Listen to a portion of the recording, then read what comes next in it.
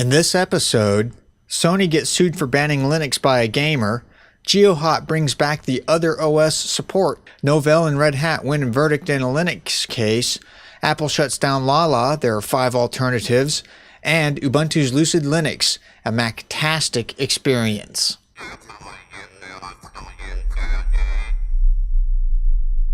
QuickSurf Internet Media presents Linux News Log, separating the Linux and open source signal from the noise.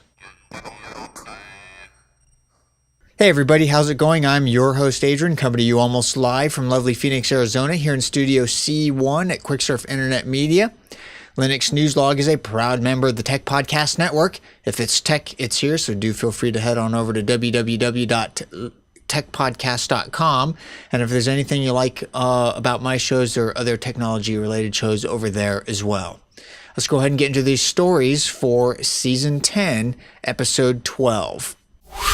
From Unbeatable at unbeatable.co.uk, there's a story here entitled, Sony Gets Sued for Banning Lynx by Gamer. Yeah, we reported last week that Sony released the other OS option in the latest PS3 firmware update. Well, they're being sued for that because apparently other people like to put that stuff in their PS3. I don't own a PS3, so I can't comment, but nonetheless, they're being sued.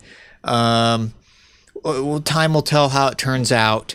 I did get, and this is another story here from Engadget, I did get a link from one of my viewers on YouTube that commented and said, hey, it's been added back in with firmware from a hacked firmware update. And I said, cool, send me the link. I might show it in my next episode. And so he emailed me the link, and sure enough, Geohot, this is from Engadget, courtesy of Commodore 256, from Geohot, brings back other OS support with PS3 3.2100 custom up firmware.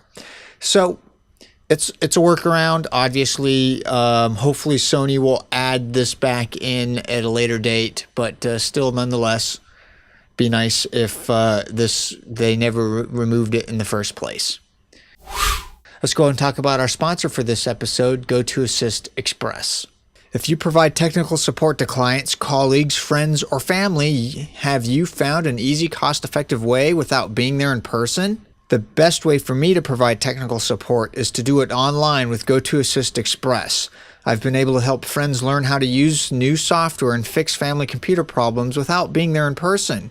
GoToAssist Express lets you easily view and control any other computer online so you can quickly resolve technical issues. Whether you're in customer support, technical consulting or management, or just a computer guru, GoToAssist Express will help you increase revenue, reduce travel, and support time and service more clients. Brought to you by Citrix, you know GoToAssist Express will be easy and secure. My listeners can try GoToAssist Express free for 30 days. For this special offer, visit gotoassist.com/techpodcast. I repeat, my listeners can try GoToAssist Express free for 30 days. For this special offer, visit gotoassist.com/techpodcast. From Boston.com, there's a story here, Novell Red Hat win verdict in Lynx case. Red Hat Inc. and Novell Inc. won a verdict in a case brought by a Texas company that claimed their Linux-based products infringed patents for ways to share icons across computer workstations. IP Innovation LLC, which is a unit of Acacia Research Corporation, accused Red Hat and Novell of infringing 3 patents that cover a computer-based GUI that spans multiple workplaces. Everyone knows Linux does this out of the box. I don't know what the big deal is. Anyway, Acacia IP Innovation LLC lost the case. Novell and Red Hat won. Every once in a while, you're going to get something like this from some Yahoo who thinks that they, have not been defending their patent and suddenly they can. I have no idea what the deal is, but we'll see. From ReadWrite Web, there's another story here entitled Apple Shuts Down Lala. Here are 5 alternatives. The reason why I'm including this is because some of these actually work really well on Linux. Essentially, Lala is going to be shut down May 31st. They're no longer accepting new subscription or new users. Some of the alternatives are MP3 Tunes, which is pretty nice, MOG, or MOG, Napster and Rhapsody. Soxo, which is a do-it-yourself solution, is also very nice.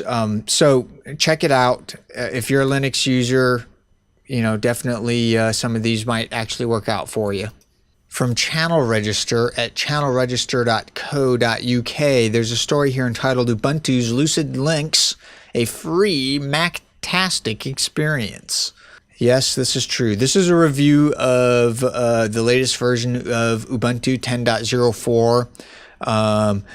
The author, Scott Gilbertson, highlights that a lot of the changes made to the UI in this version are very Mac-like. I know there's a lot of people who hate Windows but find Linux too technical, and so they end up on OS 10. And this release will help bridge some of that gap. The main driving goal, at least from Mark Shuttleworth, the CEO, from what he says, is he wants Ubuntu to be very much, a competitor in terms of the user experience to OS 10. We all know OS 10 is a very polished UI, so it'll be interesting to see. I mean, this is an iterative process, obviously. You can expect later versions of Ubuntu to get more and more like OS 10 in the future. That'll pretty much wrap it up for this edition of Linux News Log. As always, I thank you for watching and listening. For those of you who watch and listen, please visit us on the web at linux.quicksurf.com. You can look at everything we've linked up in the show notes. And follow me on Twitter, twitter.com/Adrian_bacon. And for those of you who have not moved to the new RSS feeds, please do so.